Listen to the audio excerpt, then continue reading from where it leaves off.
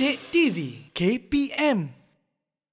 Baik, inilah dia slot mendengar rendah Didik TV KPM. Sekarang ini kita sedang belajar mengenai kegiatan ekonomi dalam kerajaan masyarakat awal Melayu dulu. Okey, untuk kali ini cikgu, apa pula diskusi kita? Baik, diskusi kita kali ini kita akan pergi kepada baru isi dia tadi, iaitu kegiatan ekonominya secara umum.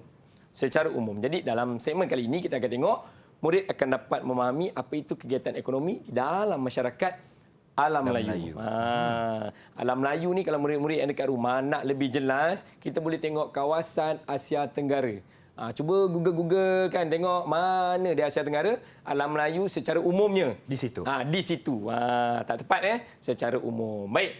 Jadi kita tengok kegiatan ekonomi yang pertama. Yang duduk di bahagian yang paling atas kegiatan ekonominya adalah pertanian, bukan perdagangan. Sebab apa? Sebab kalau kita tengok kedudukan kerajaan Alam Melayu tadi adalah di tanah-tanah yang subur. Baik. Seperti kerajaan Champa, Funan, berada di lembah sungai Mekong.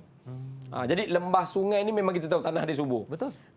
Dan kalau hari ini bila kita kata tentang Asia Tenggara ni, seluruh dunia tahu bahawa Asia Tenggara adalah syurga makanan. Jadi makanan ni datang daripada pertanian tadi, penternakan, tanaman dan sudah pasti makanan ruji kita di Asia hari ini adalah nasi. Jadi penanaman padi menjadi perkara yang paling penting. Kemudian di peringkat yang kedua baru kita ada perdagangan dan seterusnya. Macam saya pakai ni agak-agak macam nelayan tak?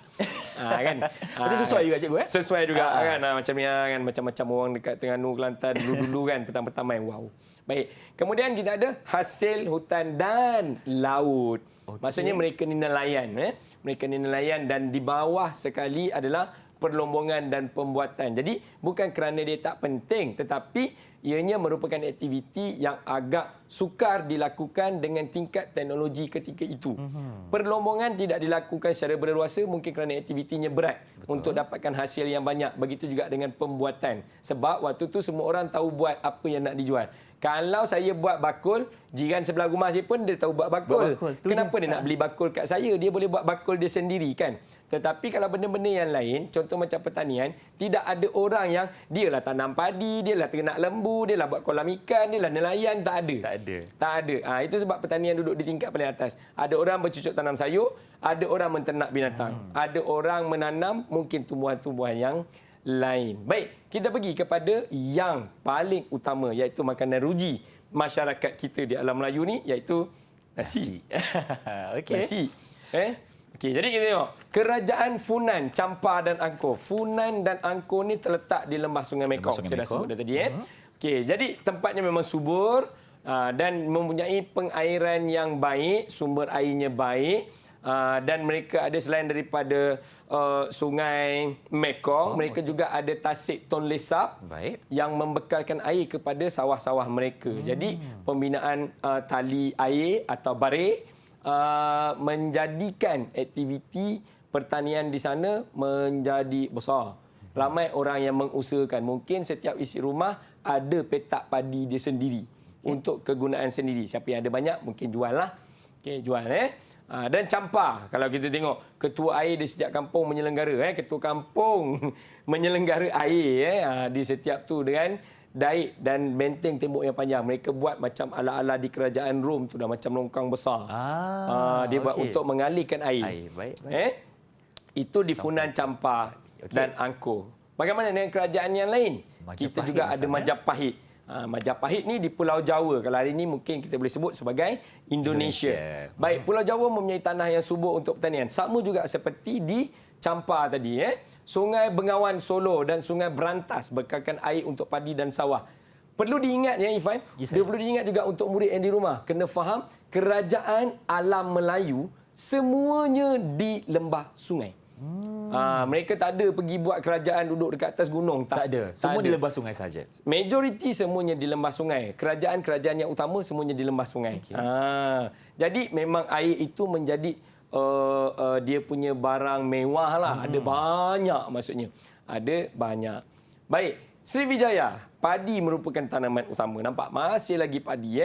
Padi sawah ditanam di kawasan pedalaman Palembang, terutama di tanah tinggi. Nampak? Dia ada tanah tinggi tapi dia tanam. Kalau padi yang tanam kat tanah tinggi ni kita panggil padi apa, Fan? Padi huma. Padi huma ataupun lebih senanglah nak faham. Mungkin murid kat rumah padi Padi huma, apa tu kan? Apalah ni kan. Padi bukit. Padi bukit. Biasalah orang lama kan? Orang lama. Kan padi bukit. Okey, cikgu. Okey. Kemudian kita ada rempah ratus. Okey, rempah ratus. Kita tengok kita ada bunga cengkeh ditanam di Kepulauan Maluku. Okey, ini adalah kalau kita tengok bila dah pergi ke kemudian, kenapa kuasa barat nak menguasai tanah-tanah di Asia ini adalah kerana Hasil tanaman. nak rempah ratus Rempah ni. ratus. Konon-kononnya.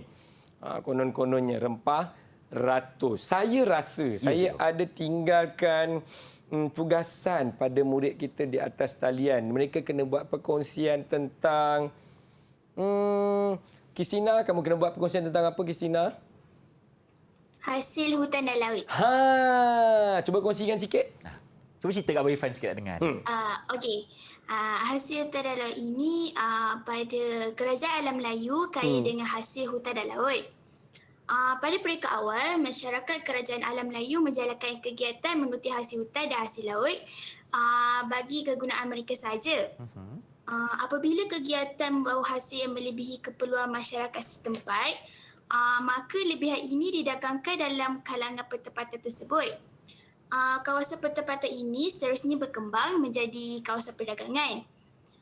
Antara hasil hutan dan laut yang mendapat permintaan tinggi daripada pedagang asing termasuklah gaharu, sarang burung, rotan, kapur barus, gamat, mutiara dan rupai laut. Okey, terdapat beberapa contoh hasil hutan iaitu gaharu, sarang burung, rotan dan kapur barus. Okey, gaharu digunakan sebagai bahan pewangi dan perubatan. Ia juga banyak didapati di hutan Sungai Mekong, Tanah Melayu dan Sumatera. Sarang burung layang-layang banyak didapati di Pulau Borneo dan digunakan untuk kesihatan dan perubatan. Seterusnya, rotan mudah didapati di seluruh alam Melayu. Ia digunakan sebagai bahan binaan dan bahan kraftangan. Kemudian, kapur barus banyak ditemukan di Sumatera dan Borneo. Ia harus digunakan sebagai bahan pewangi.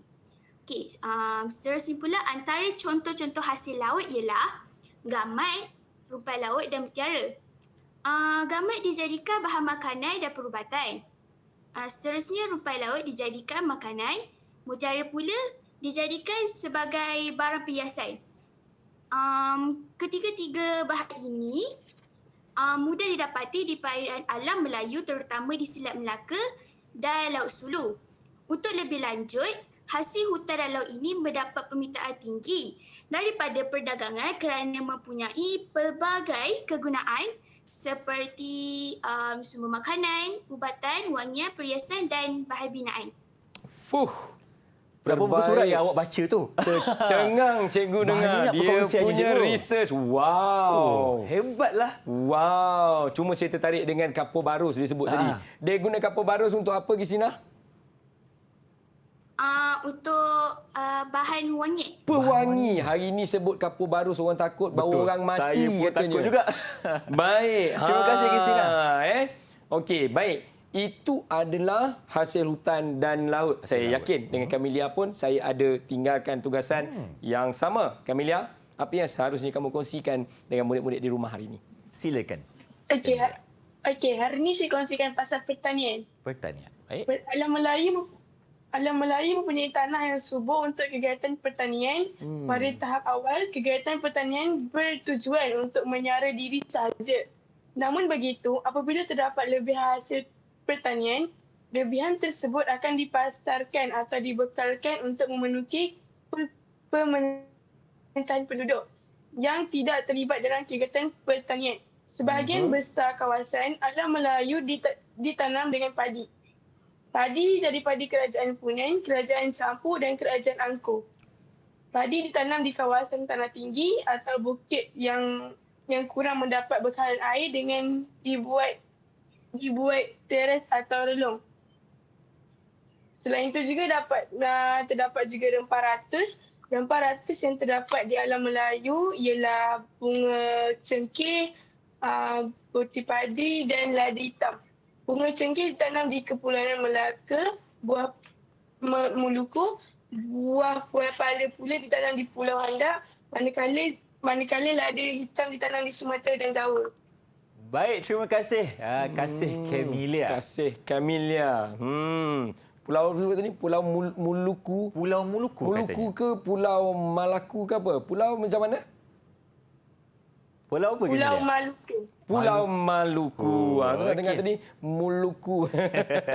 Pulau Maluku. Baik cikgu, Betul. mereka dah berikan pendapat mereka mengenai kerja cikgu dah bagi tadi. Ya, betul. Jadi, berapa gajian untuk mereka cikgu? Wish, yang ini saya kena bagi banyak ni. Okey. Kena bagi kedua-duanya. Berapa cikgu kita nak bagi? Kita bagi dua. Dua. Kita Okey, bagi dua dua, tapi untuk saya nak Christina. yang gold. Okey, yang emas cikgu Bagi emas. Yang emas tu. Kenapa emas cikgu? Kenapa emas? Nampak dia punya research tadi, dia Okey. punya penyelidikan. Kalau dia buat tesis boleh dapat master dah ni. Wah. Sebab kalau saya pun boleh dengar tadi, penjelasan dia berikan sangat terperinci. Ya, lengkap dengan ini yang suka untuk cikgu sebut untuk murid-murid di rumah bila berjumpa dengan soalan-soalan yang begini. Mungkin dalam ujian, mungkin dalam peperiksaan atau mungkin sekarang di tingkatan 2. Nanti bila nak jawab SPM nanti, mesti lengkapkan fakta. Betul. Huraiannya. Contoh, jangan ditinggalkan. Macam tadi dia sebut, contohnya kapur barus, contohnya bunga cengkeh. cengkeh. Dia sebut contoh yang spesifik begitu memang terbaiklah. Sekolah Syabas. mana tadi? Kan? Sekolah cikgu lah tu. Okey, Sekolah baik. saya. Jom kita teruskan cikgu pembelajaran kita. Boleh kita Silakan. teruskan. Baik. Jadi tadi dia dah sebut tentang pertanian. Jadi kita ada juga kegiatan pertanian yang lain iaitu kita tahu sebelum ni ada biskut bijan. Tapi kita tengok bijan dah siap je. Pernah tengok tak bijan tu macam mana? Jangan tak tahu bahawa bijan itu datang daripada alam Melayu atau kawasan kita lah Asia Tenggara hari ini. Kita ada juga ke kacang, pernah makan kacang, cap tangan lah, cap penumbuk lah, cap selipar macam-macam. Macam mana rupa kacang tanah tu? Itu juga merupakan hasil daripada kawasan kita alam Melayu. Kita ada buah-buahan dah semestinya dan kita ada tebu, kita ada pisang, kita ada apa. Ini semua juga merupakan hasil daripada kegiatan pertanian lain yang berlaku di alam Melayu. Macam tadi kita ada sawah, kita ada paya. Paya ini pun tempat kalau sekarang dah jadi kolam lah. Betul. Dulu orang tak boleh nak buat kolam elok-elok. Jadi paya tu tempat dia ternak ikan. Okey, kemudian kita ada perdagangan. Jadi kita dah ada tadi sumber. Kalau kita tengok tadi, Christina telah kongsikan dengan kita hasil daripada hutan dan laut. Camelia juga telah kongsikan dengan kita hasil-hasil daripada pertanian. Kalau kita tengok ada banyak hasilnya. Jadi hasil-hasil ni ke mana perginya?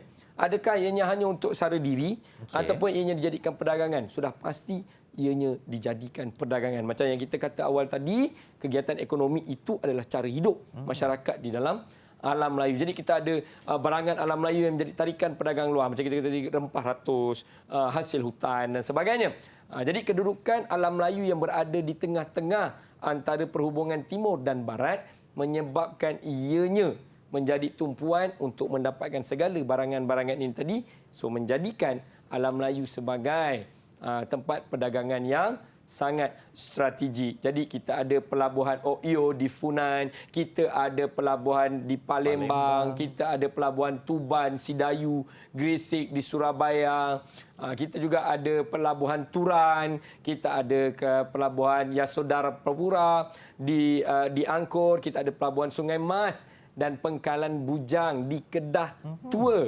Dan kita ada pelabuhan Pangkalan Lembah Kinta, Tanjung Rambutan, Bido dan Sungai Siput di Gangga Negara. Jadi kalau kita tengok, pedagang dari luar seperti China, India, Arab dan Parsi datang untuk dapatkan kalau contoh tadi kayu gaharu. Betul. Kalau hari ini mungkin popular bakhor. Bakar kayu tu untuk dapatkan wangian. Dan ini adalah diperlukan ketika itu mungkin daripada orang-orang Arab. So mereka nak dapatkan kayu gaharu ni datang ke alam Melayu. Ini hasil hutan dan laut tadi yang dikongsikan oleh kawan kita. Kita ada gaharu, kita ada sarang burung, kita ada rotan, kita ada kapur barus. Kapur barus. Hasil hutan dan laut yang dikongsikan tadi. Nampak ini semua contoh-contoh yang diberikan sangat baik. Itu sebab saya kata kena bagi 2 emas untuk mereka. Hasil penyelidikan yang baik. Dan yang terakhir, perlombongan. Ini yang kita kata tadi, duduk di bahagian yang paling bawah tadi kan. Kerana ianya adalah satu kerja. Yalah nak gali tanah, Betul. nak Bukan keluarkan benda yang tersimpan dalam tanah, nak mendulang waktu tu menggunakan cara tradisional mendulang dan sebagainya untuk dapatkan hasil-hasil ini. Jadi nampak tu, di Champa dia ada pergunungan Hue untuk dapatkan emas. Kita ada Indrapura, kawasan antara Amarati dan Vijaya di Perak.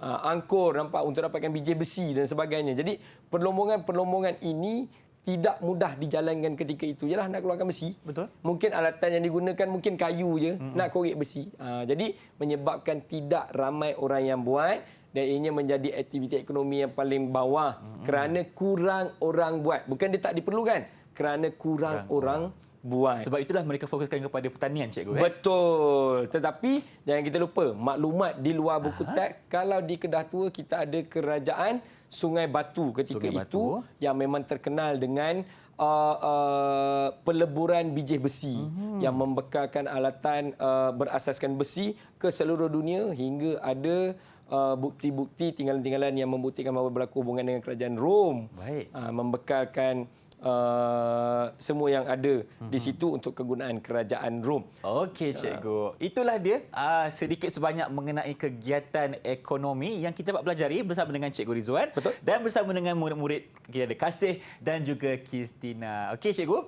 Apa kata kita berhenti berehat dulu, boleh? Boleh? Kita teruskan bersama kami tentunya di Didik TV KPM selepas. Didik TV KPM